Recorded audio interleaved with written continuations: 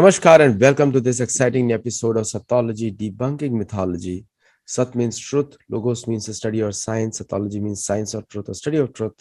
Opposite of that is mythology, which means a science of fake lie imagination or study of fake lie imagination. The word mythology was used primarily against the Indian scriptures like Veda, Upanishad, Purana, Mahabharata, Ramayana, because rest of the world did not have such well-documented cultures. Hinduism, Hindutva, or Sanatan Dharma is the world's most documented culture in the planet. World's most in the planet, of course. And as compared to that, none of the Western cultures have such rich documentation. In fact, most of the fable stories that we read in the West have come from Panchatantra of India. And there are adaptations of that, different adaptations. So most of the logic, reasoning, culture of the West is essentially a Hindu culture. But their faith, they say, is Abrahamic. But let me tell you, yesterday I posted an article that the science debunks the Bible. The reincarnation now is a scientifically established fact in the American universities now. So by what happens to Bible after this, I do not know. I have a very, very special guest, and he has served the Indian Navy, and we'd like to welcome him, Petty Officer Shri Manan Bhatt. Jai Hind, sir. Jai Hind, Aditya ji, namaste, everyone. It's great to be here on the revered occasion of India's 73rd Republic Day. Today was the day when in 1950s, India became a republic. So it's a day that when we celebrate, when we showcase our military capabilities, the soft power that India it was on display at the Rajpath, and it's a tremendous day today. Thank you, Ji. So you mentioned very important word, soft power. Now, isn't that oxymoronic, soft and power? Indeed. The word is an oxymoron, but that is what India is. India is not an aggressive country which invades any other lands of a neighboring country. We are basically we are so much into ourselves. हम ये बड़ा सोच के रखा हुआ है India ने ever since we became an independent country. Let me not go much beyond that, because उसमें आजकल बहुत सारा विवाद हुआ है, खास करके हमारे आर्मी ऑफिसर्स में हुआ सर्विंग। कहते हैं ना कि 100 पुश्तों से पेशा है सिपाहीगिरी।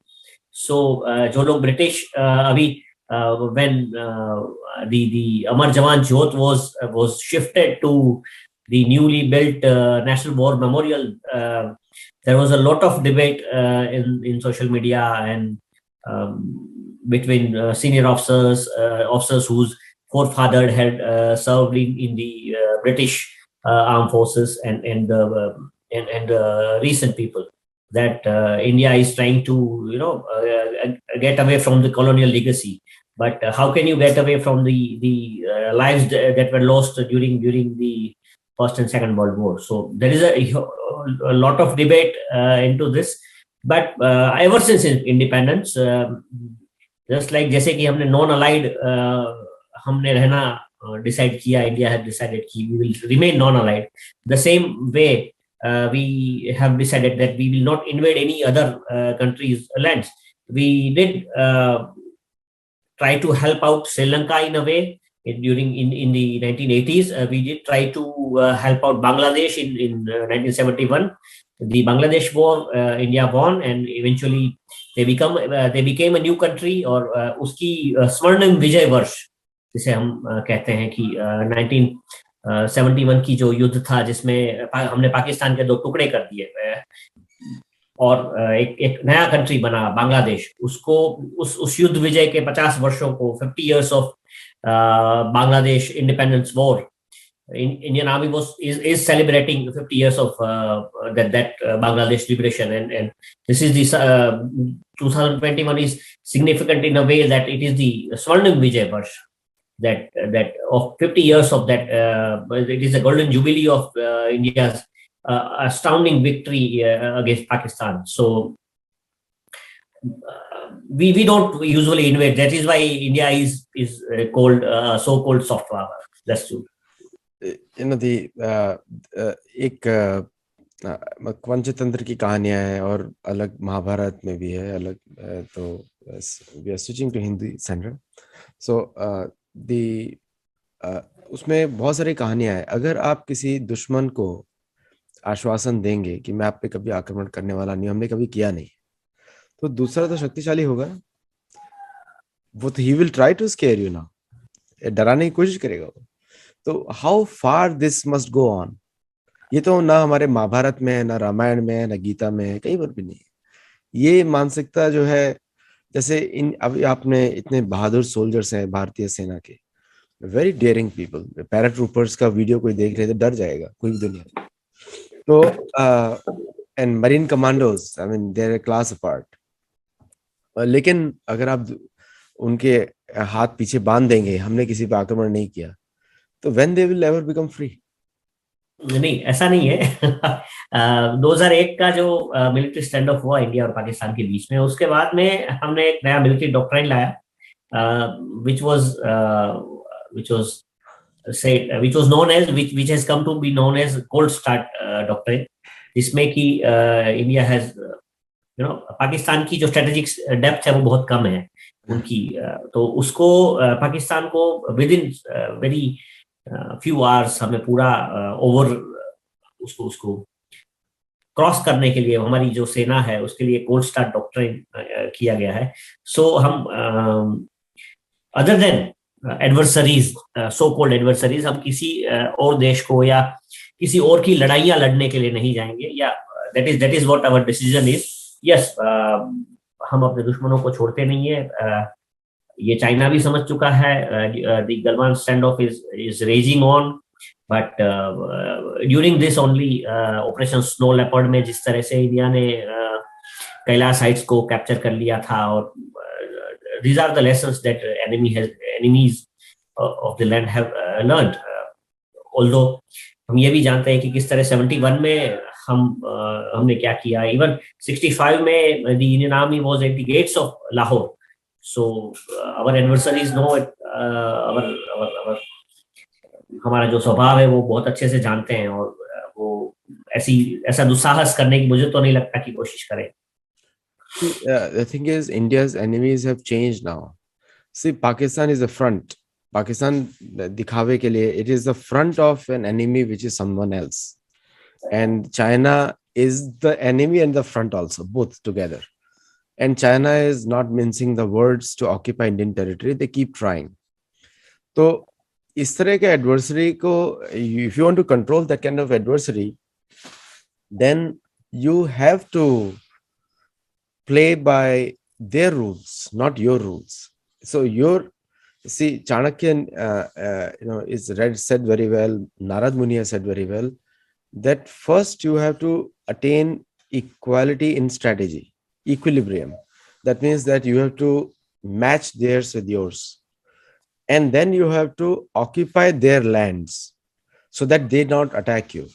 Like मैंने किसी और शो में शायद कहीं पे बोला है कि हस्तिनापुर महाभारत के समय में भारत की नॉर्दर्न बाउंड्री वाज किर्गिस्तान, 800 मील from Hastinapur, and western boundary was somewhere near Syria.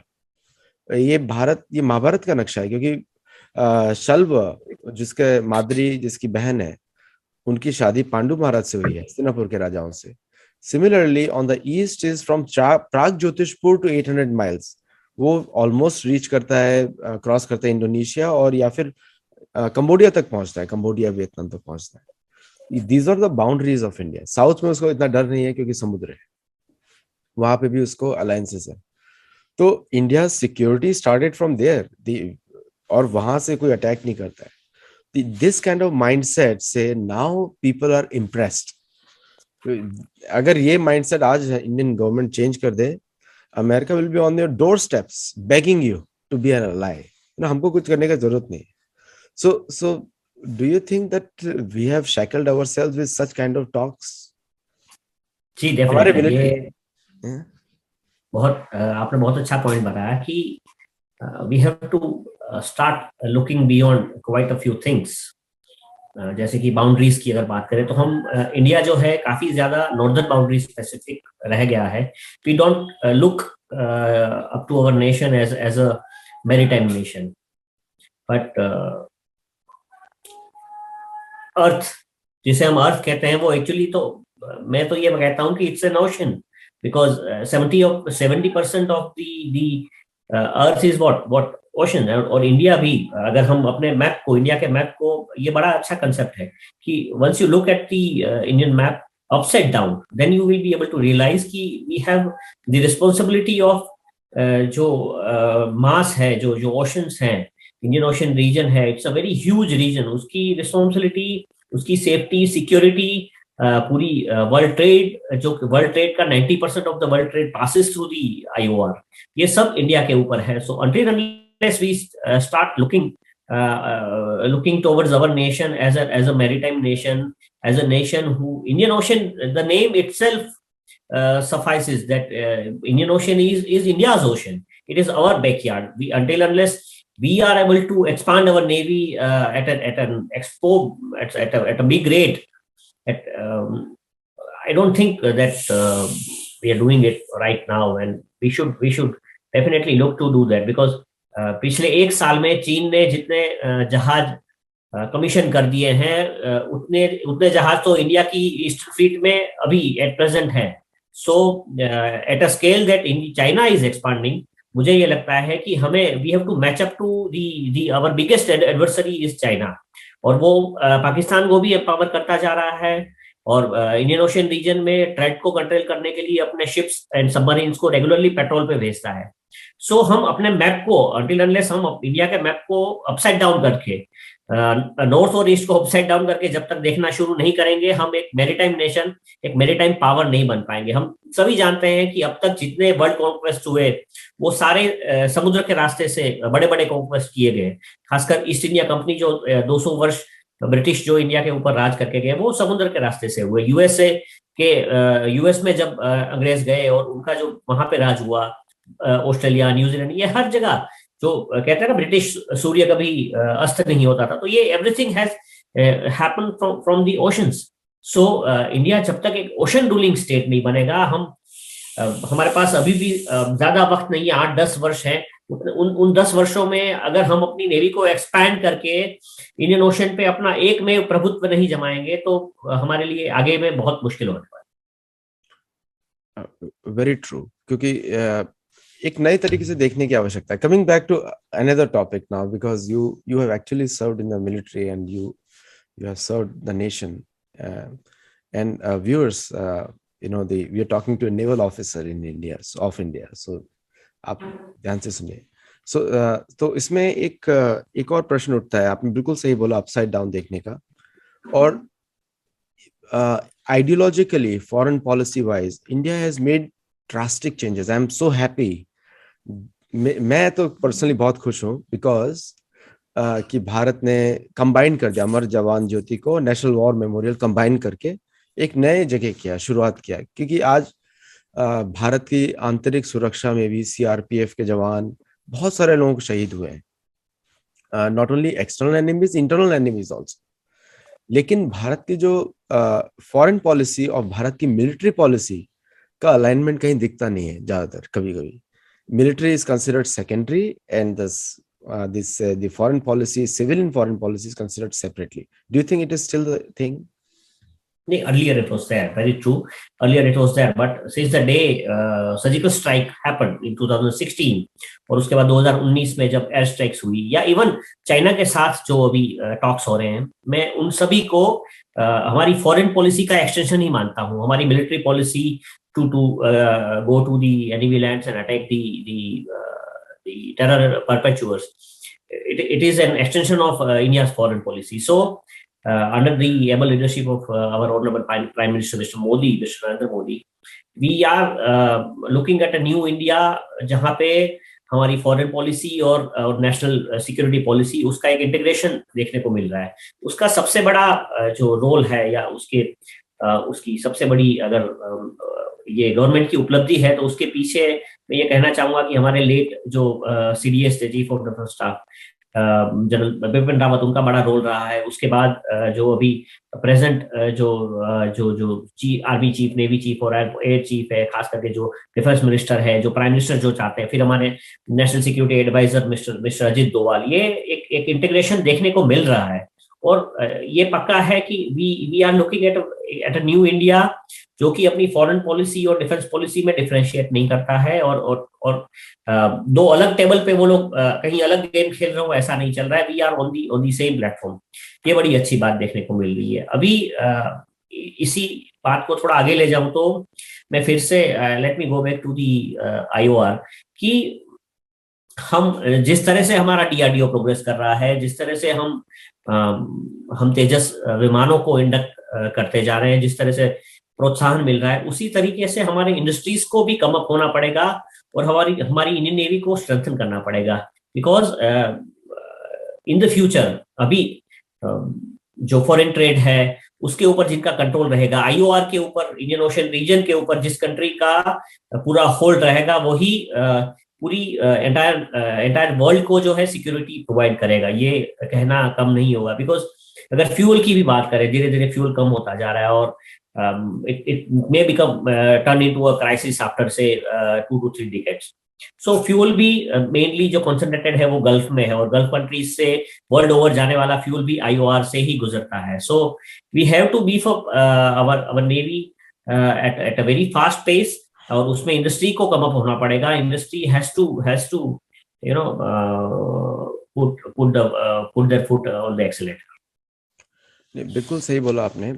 C in the waste American model में क्या होता है, कॉन्ग्लोमरेट से बनाते हैं। जैसे for example F-16 is built by Lockheed Martin, लेकिन they are part of General Dynamics, और इस तरह की ये कॉन्ग्लोमरेट्स हैं by the US state department. तो ये group of companies are put under one banner, and then जैसे ब्रिटिश एरोस्पेस, पहले ब्रिटिश ओन्ड था, अभी अमेरिकन ओन्ड है, and they are all part of General Dynamics contractors, and there are subcontractors. ऐसे करके वो systems बनाते हैं. I think that mindset is coming in India also with L&T, Tata Defense, Mahindra Defense. They're taking over, and they're making better products also. लेकिन Indian armed forces don't buy them. You know, the first, the biggest, with the $73 billion defense budget, is the third highest defense budget in the world. पूरी दुनिया का तीसरा सबसे बड़ा है. Number 1 is US, second is China, number 3 is India, and then other countries follow. So you will never find a Western forces fighting on a foreign weapons. The NATO alliance will fight only with NATO weapons. Russian alliance will fight with Russian weapons, and Chinese will fight with Russian and Chinese together.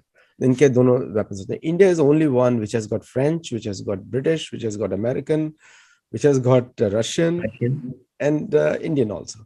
So the 1.4 billion people, Indian population is increased a lot. Probably it is the highest in the world now, not China. So with that kind of mindset, the West will recognize India. हम लोग बहुत recognition की बात करते हैं. United Nations में Security Council नहीं है, जवाहरलाल नेहरू ने refuse कर दिया. All those things are the past now. Today, United Nations doesn't make any sense because it was a colonial legacy to continue the colonial powers as the main powers of the world. आज उसका relevance नहीं है.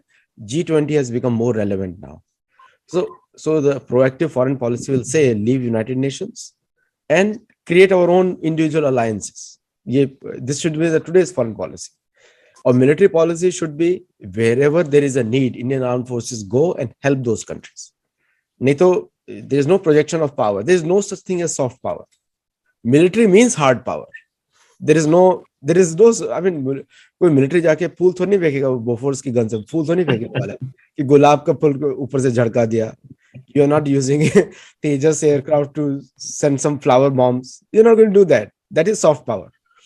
So what do you have to say? The changing world is changing. So Indian armed forces have to completely change right now.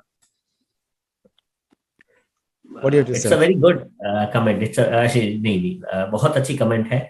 और मैं ये देख रहा हूँ कि रिसेंटली एक बड़े कंट्री में एक्सपोर्ट ऑर्डर के लिए तेजस को इंपोर्ट ऑर्डर के लिए कंसिडर किया जा रहा था। Big country was planning to buy LCA Tejas. So हमने एलसीए के नए प्रोडक्शन लाइंस भी लगाए हैं। Government has supported DHL in a big way. बड़े एचएल के साथ प्राइवेट कंपनीज का भी बहुत बड़ा अलायंसेस हो रहा है। हम ड्रोन्स बना रहे हैं। ड्रोन स्वॉर्म्स का जो प्रदर्शन पिछले 15 अगस्त को हुआ था, पिछले आर्मी डे में 15 जनवरी को हुआ था, फिर इस बार 26 जनवरी को भी ड्रोन स्वॉर्म्स का आईआईटी के द्वारा बनाए गए ड्रोन स्वॉर्म्स का बहुत बड़ा प्रदर्शन हुआ। फिर हम सभी जानते हैं कि किस तरह इंडिया की जो ब्रह्मोस, इंडिया और रशिया ने जो कंबाइंड जो ब्रह्मोस मिसाइल्स डेवलप की है, उनको भी अभी एक्सपोर्ट करने की बात हो रही है और उसका बड़ा ऑर्डर मिल चुका है उन्हें ऑलरेडी। सो हम वी आर कमिंग अप। हम इंडिया इज ट्राइंग कि हम हमारा जो कावेरी इंजन है, जेट इंजन, उसमें देयर इज एन इश्यू। सो हमें एलसीए तेजस के लिए भी बाहर से इंजन मंगाने पड़ रहे हैं।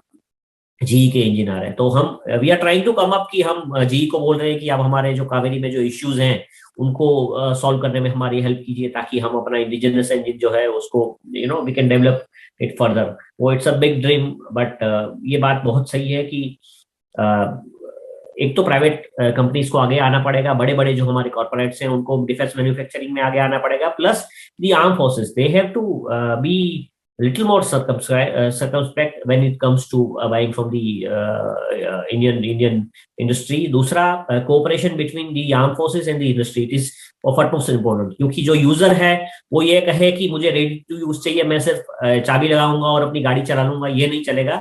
उनको आर&डी में, टेक्नोलॉजिकल डेवलपमेंट में उनको इन्वॉल्व होना पड़ेगा। जिस तरह एचएएल के साथ इंडियन एयरफोर्स इन्वॉल्व हुआ है, तभी हम तेजस को ला पाए हैं। तभी twin engine deck based fighter TDBF को लाने की बात हो रही है। तभी एलसीए तेजस AMCA-2 लाने की बात हो रही है। तभी ये बात हो रही है कि हम तेजस का जो एक ऑटोनोमस वर्जन ला रहे हैं। तभी बात हो रही है कि हम ड्रोन वॉरफेयर में इन्वेस्ट कर रहे हैं। सो जिस तरह एचएल ने प्रगति की है बीइंग डिफेंस पीएसयू, उसी तरह अगर दूसरी जो महिंद्रा डिफेंस या इवन रिलायंस डिफेंस, जो भी डिफेंस इंडस्ट्रीज हैं या जो जो कंपनीज डिफेंस मैन्युफैक्चरिंग में आ रही है, उनको उनके साथ we have to give them man power. उनके साथ कोऑर्डिनेशन में अगर हम वेपन डेवलप करेंगे, तभी within next say 10 to 20 years we'll be able to meet up to somewhat up to our requirements of weapons, that and we'll be able to indigenize them at home. एक बात तो मोदी जी ने बहुत अच्छा किया है भारत के लिए, एक नई मानसिकता दी है, हम कर सकते हैं। 2014 से पहले एक तरह का निराशावाद था भारत में, और भारत हिंदुओं ने एक तरफ से दे दिया, सब कुछ छोड़ दिया था, होपलेसनेस आ गई थी, निराशाजनक। तो किसी भी हिंदू से कभी जब उस समय बात करेंगे तो उस समय बात करते थे अभी कुछ हो नहीं सकता, होपलेसनेस, भारत छोड़ना है, भारत तक तो छोड़ने की लोग बात शुरू कर दी थी। अभी क्या हो गया है, Bharat has become the third highest startup generator, third highest. Number 1 is US, number 2 is probably China, and number 3 is India। Unicorn में भी भारत जो है पिछले 7 साल में मोदी जी की सरकार के बाद नंबर 3 लेवल पे आ गया है। तो एक भारत के यूथ को जब मैं देखता हूँ, मैं तो बहुत सालों से बाहर रह रहा हूँ, तो मुझे बड़ा प्रसन्नता होती है। वो पहले वाला माइंडसेट नहीं रहा। Now the Indian youth is different, totally different, क्योंकि एक नए विचार से आ गया। मोदी जैकेट से शुरू हुआ और आज कहाँ तक पहुंच गया, है ना। तो एक it has change a lot. और वेस्ट में क्या है कि अमेरिका एक डिक्लाइन हो रही है पावर, वो it is going to go down further, और वहां पे इनोवेशन खत्म होती जा रही है। You will see the American industry also, there is a ceiling now has come. इसके आगे क्या करना है, 6 जनरेटर फाइटर, 7 जनरेशन फाइटर, और ये सब बातें हो रही है। भारतीय इतिहास तो शस्त्र प्रधान रहा है। आप महाभारत रामायण उठाइए, विश्वामित्र ने 136 वेपन दिए श्री राम को, 136। आजकल हमारे पास सिर्फ एक ही टाइप का वेपन बचा है, that is fire weapon, fire element में चलने वाला। बाकी 136 टाइप के वेपन्स दिए। और इफ यू गो नासा और कहीं भी जाएंगे तो भारतीय scientist are contributing a lot in higher material studies, material elements के स्टडी में. सो केमिकल्स और biological, atomic, all these things, वो एक हमारा कल्चर रहा है शस्त्र प्रधान देश, शस्त्र प्रधान. तो पता नहीं शांति प्रधान कहाँ से हो गया, ये आई हैव नो आइडिया. क्योंकि शांति, शस्त्र से शास्त्र और फिर शांति. ये बिकॉज यू, अगर आप राक्षस के साथ डील कर रहे हैं, वो आपकी बातों से नहीं डरने वाला, उसको समझ में भी नहीं आने वाला. आप आत्मा परमात्मा के बारे में राक्षस से बात नहीं कर सकते. राक्षस से बात करना पड़ेगा डंडा लेके, उसको दिखाना पड़ेगा. क्योंकि राक्षसों का एक ही गोल होता है, अराजकता. अराजकता, अराजकता means anarchy. Anarchy, because in they flourish in anarchy. If you look at रावण's किंगडम वाज टोटल एनार्किस्ट. कुछ था ही नहीं उधर, सब राक्षस अपने इंडिविजुअल उस पे चलते थे, but they were scared of Ravana. He was a bigger rakshasa than them. But this is the way the rakshasa society lives. तो अगर धार्मिक लोगों को बचना होगा तो वहां पे हम लोगों को चलना पड़ेगा लक्ष्मण के पथ चिन्ह पे. मैं राम की बात नहीं कर रहा हूँ, राम भगवान है, लक्ष्मण भी भगवान है, लेकिन Lakshman was the ideal for rakshas. उसको गुस्सा भी आता था, एक्ट भी करता था. महाभारत में भीम, भीम से सारे राक्षस डरते थे, कि उनको मालूम है कि this man can destroy many of them together. तो ये जो भय, जैसे तुलसीदास जी बोलते हैं ना, भय बिन होए न प्रीत, ये आपको अगर वेस्ट के साथ डील करना है तो उनको ये लगना चाहिए कि भारत कुछ एक्शन कर सकता है. इसीलिए क्वाड फेल हो रहा है. क्वाड क्वाड का कोई मीनिंग ही नहीं है इकोनॉमिक, उसमें कुछ मीनिंग ही नहीं है, क्योंकि बाकी लोग ट्रेड करने वाले ही नहीं है. बाकी लोग तो ये चाहते हैं भारत का मार्केट मिले उनको. लेकिन जिस दिन भारत बोलेगा मैं जापान के साथ खड़ा हुआ हूं, मेरी सेनाएं ताइवान में जापान के साथ लड़ेंगी ताइवान की रक्षा के लिए, ये मेरी सेनाएं, हमारी सेनाएं, मिडिल ईस्ट का रिस्पॉन्सिबिलिटी हम लेते हैं, ऑटोमेटिकली भारत में ट्रेड फ्लो होगा. I am telling you, UAE open up to India पे, वीजा ट्रैवल, फ्री ट्रैवल हो सकता है वहां पे. इतना इतना जस्ट हमको स्टैंड चेंज करना है. तो कहाँ पे रुके हुए हैं? क्या हमको गांधीवाद ने रोक के रखा है? नहीं नहीं, बिल्कुल नहीं. डेमोक्रेटिकली हमने देखा कि हम इंडिया में ही जब कृषि कानून को लाने गए, या विच वर बेनिफिशियल टू दी जो फार्मर्स थे उनके लिए, बट कितना ज्यादा विरोध हुआ. तो ये थोड़ा इश्यूज है हमारी डेमोक्रेसी में. हमारी डेमोक्रेसी का एक थोड़ा बैलेंसिंग एक्ट बहुत ज्यादा है, चेक्स एंड बैलेंसेस बहुत ज्यादा है. और मैं ये नहीं कहूंगा एज अ मिलिट्री ऑफिसर, ये कहना थोड़ा ठीक भी नहीं है कि मैं अपनी डेमोक्रेसी को चैलेंज करूं या क्वेश्चन करूं. बट जैसे कि आपने कहा कि हमें थोड़ा असर्टिव होना पड़ेगा. साथ साथ में मुझे ये पक्का लगता है कि एज अ मिलिट्री को अगर हम अपनी डिफेंस पॉलिसी का आर्म बनाना चाहते हैं तो हमें थोड़ा अनप्रेडिक्टेबल बनना पड़ेगा. When you are dealing with countries like Pakistan, when you are dealing with countries like China, और when you are dealing with Taliban, क्योंकि तालिबान भी बहुत बड़ा चैलेंज है. किस तरह से ड्रग्स का जो मैनेज बढ़ा है, मिलियंस ऑफ डॉलर्स के ड्रग्स गुजरात के कोस्ट पे मिल रहे हैं.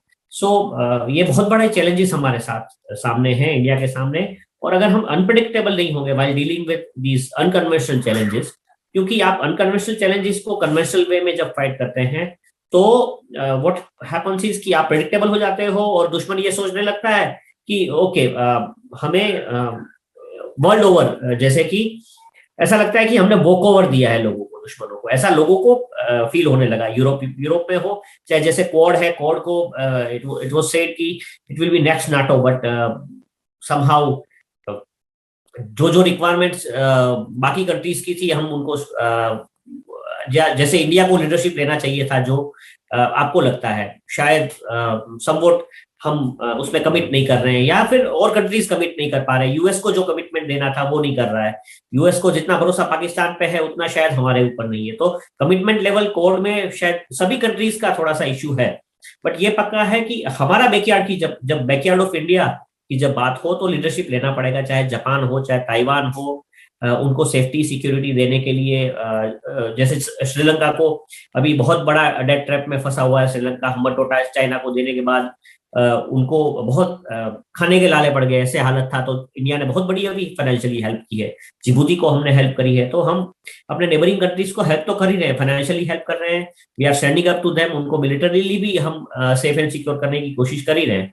बट ये पक्का है कि हम थोड़ा अनप्रेडिक्टेबल हो जाए while fighting with the terrorism menace, तो हमारी अपने आप मुझे लगता है कि एक रिस्पेक्ट जो है ऑल ओवर द वर्ल्ड बढ़ेगी। टेररिज्म को इरेडिकेट करने के लिए श्रीलंका ने जिस तरह से स्टेप लिए और एंटायरली एलटीटीई को खत्म कर दिया, उस तरह से हम कब कर पाएंगे ये सोचना पड़ेगा। बिकॉज 370 हटा है, हमने एयर स्ट्राइक करी, हमने सर्जिकल स्ट्राइक्स करी। पिछले एक साल से अगर देखा जाए तो डिफेंस एरेना में खास करके जो कश्मीर से जो टेररिस्ट आ रहे थे और वहां पे जो सीज फायर के जो इश्यूज थे, सीज फायर उसके लिए डीजीएमओ के बीच में बात हुई और उसके बाद में ऑलमोस्ट शायद 3 से 4 he cease fire violation Pakistan की ओर से हुए हैं। बाकी पिछला पूरा एक साल एकदम शांत गया है। So we are progressing leaps and bounds. Pakistan has come up with a new doctrine, उनका मिलिट्री डॉक्ट्राइन लेके आए हैं which has got nothing new. वो भी कश्मीर की बात तो कर ही रहे हैं। सो हमें ये टेररिज्म को वंस एंड फॉर ऑल खत्म करने के लिए हमें थोड़ा अनप्रिडिक्टेबल होना पड़ेगा। मैं पहले भी बोल चुका हूं कि इंडिया की ही नहीं, इवन रशिया, यूएस, जो गवर्नमेंट जहां पे उनकी बॉर्डर्स अनस्टेबल है वहां पे उनके एक्स सर्विसमैन जो वेटरन्स हैं उनको बसाती है, लैंड्स देती है। हमारे में भी इंदिरा जी ने ये किया था। जो अंडमान एंड निकोबार में जो लास्ट जो आइलैंड्स है जहां पे म्यांमार से इंग्रेशन हो रहा था, लोग आ रहे थे, वहां पे उन्होंने एक्स सर्विसमैन को बसा दिया, सरदारों को बसाया और भी एक्स सर्विसमैन को बसाया। यूपी से, बिहार से, गुजरात से भी लोग वहां जाके बसे। कच्छ की बॉर्डर पे बहुत ज्यादा सिक्योरिटी का इश्यू था क्योंकि रण था। तो अभी तो हमने बीएसएफ बहुत बड़ी तैनाती कर रखी है, उस समय हमारी उतनी शायद कैपेसिटी नहीं थी। तो 65 के बाद एक्स सर्विसमैन वहां बसाए गए, हु आर स्टिल देयर। सो हम व्हाट स्टॉप्स अस, मैं ये सवाल मैंने एक बहुत बड़े आरएसएस के एक बहुत बड़े जो पोजीशन पे हैं, एक यहाँ पे आए थे मेरे पास और उनके बिल्कुल पास में बैठ के मैंने ये सवाल पूछा कि sir what stops India to resettle the ex-servicemen of India in Jammu and Kashmir, because हम अपने कश्मीरी पंडितों को वहां नहीं भेज रहे। जिस तरह से डेमोग्राफी चेंज हो चुकी है कश्मीर की, हम उसको सॉर्ट आउट नहीं कर पा रहे हैं। अनटिल कश्मीरी पंडित वहां वापस जाएंगे, उनको सेफ्टी सिक्योरिटी मिलेगी, ये डेमोग्राफी चेंज को वापस रिवर्ट हम नहीं कर पाएंगे। तो डेमोग्राफी को करेक्ट करने के लिए कश्मीर पंडित के पास कोई वेपन्स नहीं है, ना ही वो कैपेबल है, उनकी संख्या इतनी ज्यादा नहीं है कि वहां पे जो मिलियंस ऑफ जो एक्सट्रीमिस्ट हैं उनके विरुद्ध में वो खड़े हो सके। सो कश्मीर की डेमोग्राफी को ठीक करने के लिए आपको you have to resettle 2-3 lakh 4 lakh ex serviceman को गन लाइसेंस के साथ भेज दीजिए वहां पे। हमको क्या रोक क्या रहा है? It's been 7-8 years of prime minister Narendra Modi government. अभी हम ये इट इज हाई टाइम कि कश्मीर का मसला उनके जाने से उनकी ये सरकार और अगली सरकार उनकी आए या जो भी सरकार आए उससे पहले इसमें उसको सॉल्व कर दिया जाए। मेरी गवर्नमेंट से ये मैं through my articles, through my interviews में बहुत बार ये कह चुका हूं कि we have to do something. देखिए आपके पास ऐसे, मैं ये नहीं कह रहा हूं कि आप हिंदू एक्स सर्विसमैन को वहां पे रिसेटल, मैं ये कह रहा हूं कि एक्स सर्विसमैन इन जनरल जो आर्म फोर्सेस से रिटायर हो चुके हैं, हु नो कि कश्मीर में how to deal with the extremist, how to deal with the people who are siding with Pakistan, उनके साथ कैसे डील किया जाए, ऐसे लोगों को वहां बसाया जाए ताकि जिस तरह से जो चेंजेस जितने स्लोली, ऐसा नहीं है कि चेंजेस नहीं आ रहे। आफ्टर 370 आज हमने देखा कि लाल चौक पे आज 26 जनवरी का सेलिब्रेशन हुआ, लाल चौक पे तिरंगा उस टावर के ऊपर लगाया गया, बच्चे बूढ़े सब निकल के आए और सेलिब्रेट किया 26 जनवरी को, रिपब्लिक डे को। बहुत अच्छी चीजें हो रही है, बट किंतु बहुत बड़ा प्रश्न यह है कि हम एक अनप्रिडिक्टेबल होके, क्योंकि छोटे मोटे चेंजेस या जो भी हम कर रहे हैं, जिस तरह हमने अनप्रिडिक्टेबली सर्जिकल स्ट्राइक करी, जिस तरह हमने एयर स्ट्राइक करी, बट उनसे सबसे बड़ा डिसीजन जिस तरह हमने 370 को विद स्ट्राइक ऑफ नोट हमने हटा दिया पार्लियामेंट में जाके, उस तरह के अनप्रिडिक्टेबल स्टेप्स ऑन ग्राउंड, क्योंकि वो it was paper change on paper, on ground हम चेंजेस क्यों नहीं ला पा रहे हैं? मुझे अभी भी ये लगता है कि prior to the elections which are going to be held in Jammu and Kashmir, उससे पहले हमें वहां 2-3 लाख एक्सर्विसमैन बसा लेने जी। सॉरी। आपने इसके विषय में बात करी, ये तो अच्छे सजेशंस हैं, बहुत डिस्कशन भी हो रहे हैं इनके। अब मैं आपको बताता हूँ इंजन्स के ऊपर। जैसे इंजन्स जो है, अगर आप देखेंगे इंजन्स भारत के, आपने बात किया तेजस के इंजन्स का कि Indian government should work on the Tejas के गवर्नमेंट। मैं आपको पूछता हूँ क्यों देखिए वेस्टर्न कंट्रीज चाहे कितना भी आपसे दोस्त हो जाए, they don't want you to grow. वो कॉलोनियल माइंडसेट है। मैं अमेरिका में इतने वर्षों से रह रहा हूँ, वो लोग अपने अलावा किसी और के बारे में सोचते नहीं है, इंक्लूडिंग यूरोप के बारे में, देयर प्रेफरेंस। ब्रिटिश अपने अलावा किसी और के बारे में सोचते नहीं है। तो why will they ever help you becoming powerful? Possible नहीं है। अमेरिकन इंजन्स जो तेजस में यूज किए जाते हैं, फेडेक कंट्रोल है, फेडेक कंट्रोल, फेडरली डिजिटल ऐसा रहता है FADEC, people can search it out. मैंने एक आर्टिकल भी लिखा है उसके ऊपर। American forces don't use FADEC control engine in any of the planes, क्योंकि फेडेक कंट्रोल इसलिए करते हैं because somebody can hack their centre, kill switch. Can directly affect the engine in the fly. Kill switch, हाँ ये मैंने सुना है, उसमें किल स्विच होता है कुछ। Yeah, it is can be easily hacked. With the Chinese thing, Chinese can always go to, can hack a server in some of the manufacturer. ऐसा probability less है, but possibilities cannot be ruled out. The war strategies are built on confirmed news, not possibilities. Possibilities they have to avoid. That is the risk. तो वहां पे नहीं है। तो the point is, Indian industry के पास इतना strength है, they can develop on their own if you trust them. ये जो कॉलोनियल लेगेसी है, don't trust your own people, trust the western person, इसीलिए तो कॉलोनाइजेशन हुआ पूरा। वो मानसिकता डाल दी, मेरे पे ट्रस्ट करो, तुम लोग आपस में ट्रस्ट नहीं कर सकते। So that indigenousness can only come from the armed forces. क्योंकि आपने बिल्कुल सही बोला, American armed forces can not buy anything not made in the US, they have to buy everything made in the US. Bharat में इस तरह का मानसिकता आना बहुत जरूरी है। एंड बिलीव मी, मैं तो बहुत सारे मेरे दोस्त हैं इंडस्ट्री में, मेरे वेरी गुड फ्रेंड्स और leading the defence in Mahindra defence, वो वो बोलते हैं, खुल के बोलते हैं कि एक बार हम पे गवर्नमेंट ट्रस्ट करे, हम कोई भी इंजन से बेटर इंजन बना देंगे विद बेटर क्वालिटी। तो अब मटेरियल सारा इंडिया में अवेलेबल है। अभी इंडिया ने also perfected the fan technology, the metal for the fan. तो हर चीज, so that change of mindset is what is needed. What is your view on that? I completely agree with you on this, Aditya ji. Government को faith, देखिए government का faith मतलब faith of the people. हम जब PPP की बात करते हैं, पब्लिक प्राइवेट पार्टनरशिप की बात करते हैं, तो हम थोड़ा लेट कर जाते हैं। मुझे लगता है कि हमारी डिफेंस इंडस्ट्रीज को, खास करके जो हमारे बड़े प्राइवेट प्लेयर्स हैं, उनको भी शुड, जिस तरह से हमने, let me draw parallels here. 2019 में पैंडेमिक, 2020 में पैंडेमिक आया, और उस पैंडेमिक के बाद इंडियन गवर्नमेंट ने अपने वैक्सीन मैन्युफैक्चरर्स को टू द हिट सपोर्ट किया। बहुत बड़ा पैसा उनको दिया गया ताकि वो अपनी वैक्सीन की जो कैपेबिलिटीज है वैक्सीन बनाने की, उसको बीफ अप कर सके, नई रिसर्च कर सके। उसके ऊपर काफी सपोर्ट किया गया है ऑल ओवर द वर्ल्ड, सभी गवर्नमेंट्स ने किया, इंडिया ने भी किया। कोवैक्सीन डेवलप हुआ, कोवोवैक्स डेवलप हुआ, कोविशील्ड डेवलप हुआ, और भी बहुत सारे वैक्सीन बन रहे हैं because the prime minister himself supported personally, supported all this vaccine manufacturers personally. He visited at least 4 of them personally, और उनको मोटिवेट किया कि आप you invest your man power, हम आपको पैसा देंगे, आपको फुल सपोर्ट करेंगे, ब्लाइंड सपोर्ट करेंगे। तो अगर 1.5 साल में एक इतना बड़ा पैंडेमिक से हम लड़ सके, आज हो सकता है कि ओमिक्रॉन के केस बढ़ रहे हो, बट वो माइल्ड है बिकॉज कि हम सबने वैक्सीन ले रखी है। लेट मी से इट, मैं खुद पॉजिटिव हूँ, बट क्योंकि मैंने वैक्सीन ली है, मुझे कोई इफेक्ट जो पिछली बार कोविड का हुआ था वो इस बार नहीं है।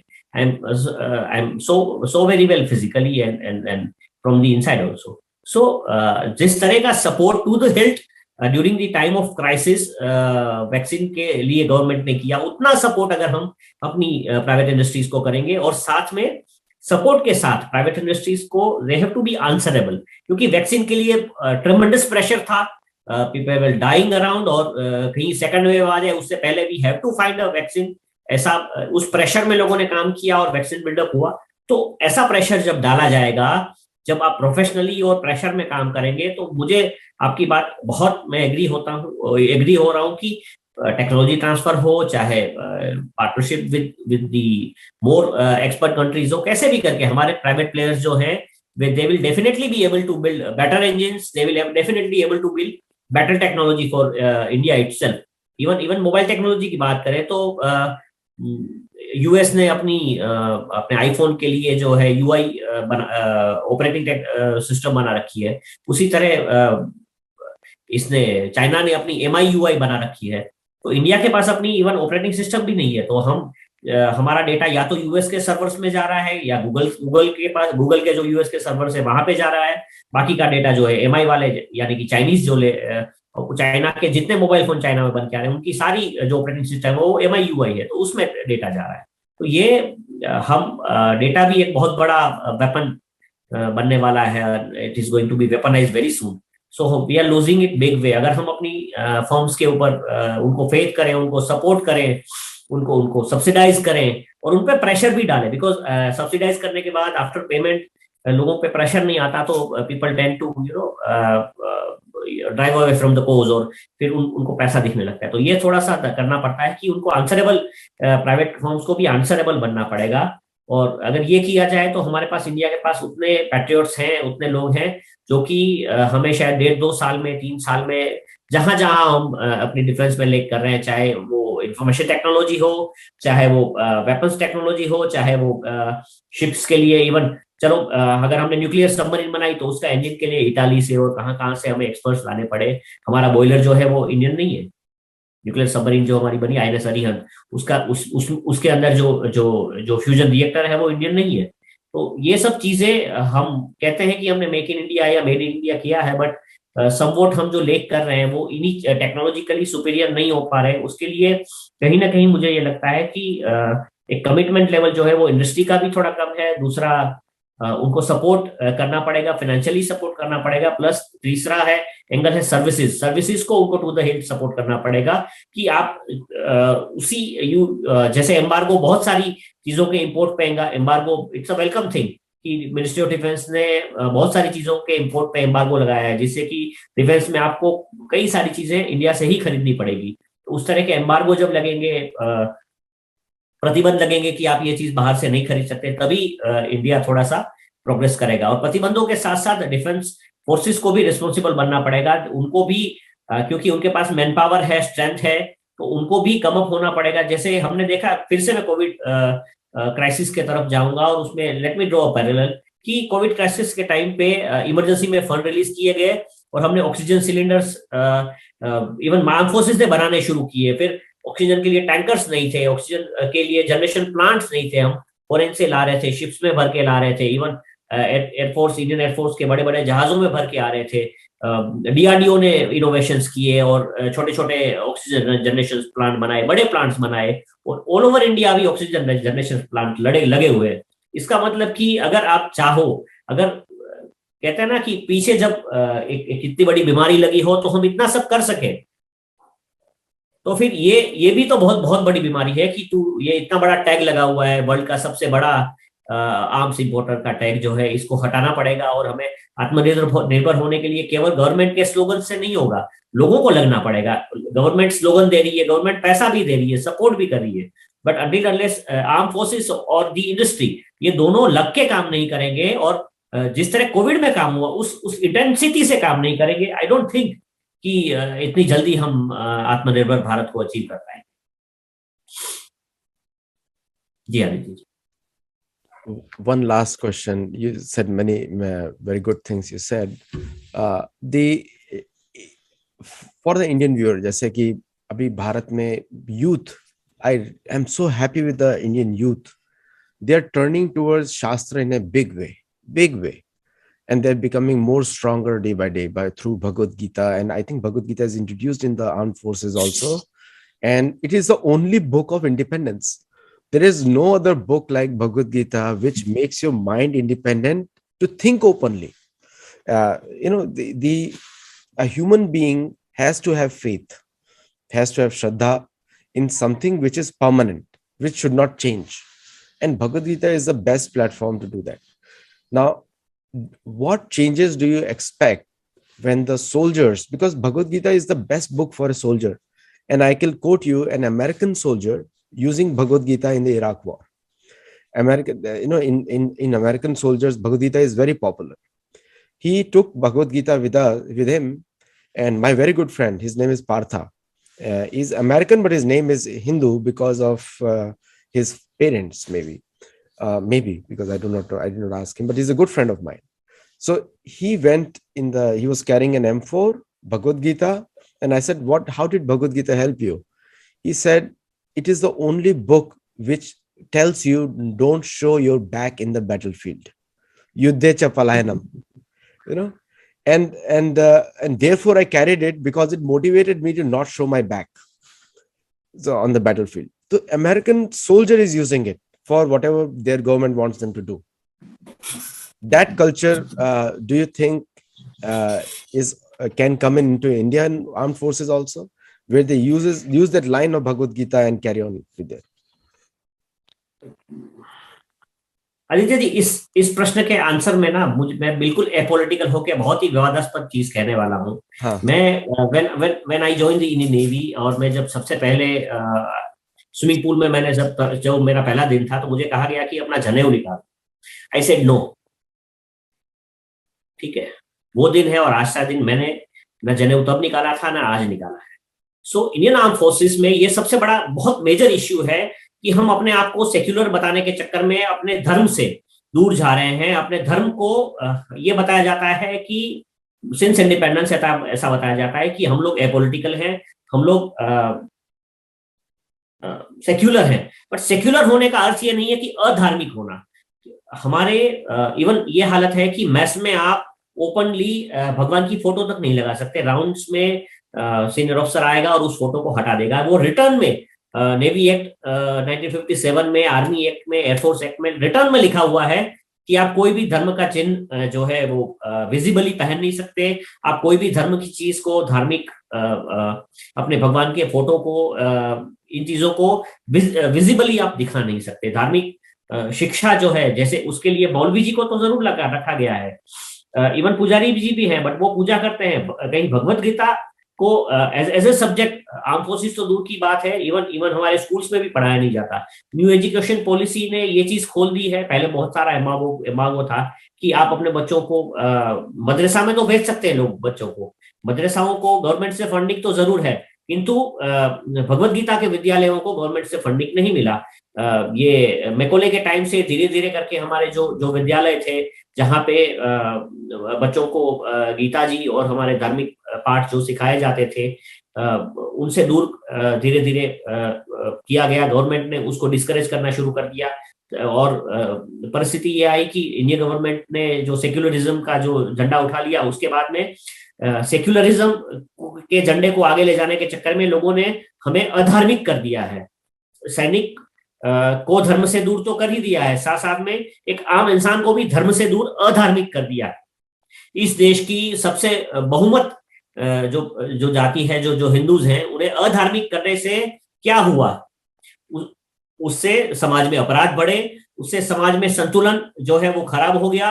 और मुझे कोई प्रॉब्लम नहीं है अगर आप धर्म को नहीं पढ़ना आपके, क्योंकि बच्चे के लिए धर्म पढ़ना, बच्चे को धर्म उसके माता पिता ने दिया है, तो उनका डिसीजन होना चाहिए. और फिर वो धर्म पढ़े 18 साल वर्ष की उम्र तक. उसके बाद उसको धर्म पढ़ना है, नहीं पढ़ना है, या किसी अपने सब्जेक्ट के साथ में धर्म को ध्यान देना है, नहीं, वो उसका. अगर कोई बंदा अधार्मिक होके, या कोई बंदा कहते हैं ना वो मैं किसी भगवान में, ईश्वर में विश्वास नहीं करता, तो वो उसका प्रश्न है. बट तब तक तो उसको जिस तरह से मदरसाओं के बच्चों को उनका धर्म का शिक्षण मिल रहा है, हमारे बच्चों को मिलना चाहिए था. वो मिला नहीं, और हम धर्म के रास्ते से एक जनरेशन, बहुत सारी जनरेशन जो है वो भटक चुकी है. अभी ये बहुत बड़ी रिक्वायरमेंट ये है कि सभी इंस्टीट्यूशंस में गीता को एज अ सब्जेक्ट लागू किया जाए. और खासकर मेरे जो गुरु जी है, स्वामी जी, पूज्य स्वामी जी, वो कहते हैं कि 1 से 5 धोरण तक, from the first standard to the 5th standard या 7th स्टैंडर्ड भगवत गीता को पढ़ाना, इट शुड बी मैंडेटरी. बच्चों को from first standard to 5th और 7th स्टैंडर्ड आपको अभी जो आप मेरे को लेकर एजुकेशन पढ़ा रहे हो, या इवन ये जो चीजें आप पढ़ा रहे हो, इनको पढ़ाने की जरूरत ही नहीं है. उनका सबसे बड़ी बात कि उनको अपनी मातृभाषा में पढ़ना चाहिए. और दूसरा, उन्हें गीता के श्लोक और जिस तरह से जो पठन वाला जो अभ्यास था वो करना चाहिए. उसके बाद अगर वो अंग्रेजी में पढ़ना चाहे आफ्टर 7th, क्योंकि मैं भी मैंने भी जो स्टडी है, हमारे भी as English as a subject after 8th standard आया था. जो कंट्रीज सक्सेसफुल है, जो कंट्रीज आगे बढ़े हैं, जापान, जर्मनी, उन कंट्रीज में अपनी नेटिव लैंग्वेज में एजुकेशन होता है, ना कि इंग्लिश में। सो आई थिंक हम एजुकेशन पॉलिसी तो लाए हैं, किंतु बहुत बड़ा सपोर्ट एक एक इतनी बड़ी बहुमति जो हमारे देश की है हिंदू, उनको मिले कि वो धार्मिक शिक्षण और ओवरऑल सब जगह एंटायर कंट्री में शुरू हो जाए, धार्मिक शिक्षण के विद्यालय खुले। और ऐसा नहीं है कि हमारे पास कैपेबल टीचर्स नहीं है, गुरुज हैं हमारे पास। तो ये जब शुरू होगा तो मेरे ख्याल से साथ साथ में जो army act, navy act, air force act में जो संशोधन की जरूरत है। देखिए, आप, मैं फिर से कहता हूं कि सेक्युलर होने का अर्थ ये नहीं है कि अधार्मिक हो जाना। हम आप हमारे लोगों को धर्म से दूर क्यों करना चाहते हैं, मेरी आज तक समझ में नहीं आया। मैंने उस दिन डिसीजन लिया था जिस दिन मुझे बताया गया कि आप जनेऊ उतार दो, मैंने कहा था कि मैं सर्विस छोड़ दूंगा मगर जनेऊ नहीं उतारूंगा। तो ये धर्म हमें सिखाता है। और आई डोंट थिंक कि धार्मिक बनने से कोई सैनिक जो है वो एक्सट्रीमिस्ट बन जाएगा। हमारे धर्म में कहीं एक्सट्रीमिज्म को तो स्थान ही नहीं है। सो हम लोगों को धर्म की ओर जब मोड़ते हैं तो समाज में बुराइयां कम होती है। हम जब लोगों को धर्म की ओर मोड़ते हैं तो समाज में अपराध कम हो जाते हैं। हम जब लोगों को धर्म की ओर जब मोड़ते हैं तो लोगों का विजन टुवर्ड्स नेशनल सिक्योरिटी, अपने आप सैनिक का जो विजन है वो क्लियर हो जाएगा, उसको जो डिसीजन मेकिंग है वो इंप्रूव होगा। ये बहुत सी चीजें, खास करके विश्व का सबसे बड़ा युद्ध ग्रंथ, मैं तो ये कहूंगा कि श्रीमद भगवत गीता जो है वो विश्व का, महाभारत जो है विश्व का सबसे बड़ा युद्ध ग्रंथ है, श्रीमद भगवत गीता उसका पाठ। तो ये सब चीजें अगर हमारा जो जनरेशन है वो नहीं पढ़ेंगे, उस धर्म और अधर्म को समझने की कोशिश नहीं करेंगे, तो कैसे हम जो इंडिया चाहते हैं, जो इंडिया ऑफ टुमारो, वो कैसे अचीव करेंगे। जी Thank you so much, Mananji, and very strong point, and I think that becomes the headline of this video. And for all the viewers who are watching, do comment and let us know your feedback, and take the message of Manan Bhatji to the heart, that the Bhagavad Gita is the book for strength, not for weakness. And I think it will be, if American soldiers are using it, why not anybody else, anyone else? Bhagavad Gita is for the entire humanity, not just for any community. Thank you so much, and namaste. Thank you. Hey,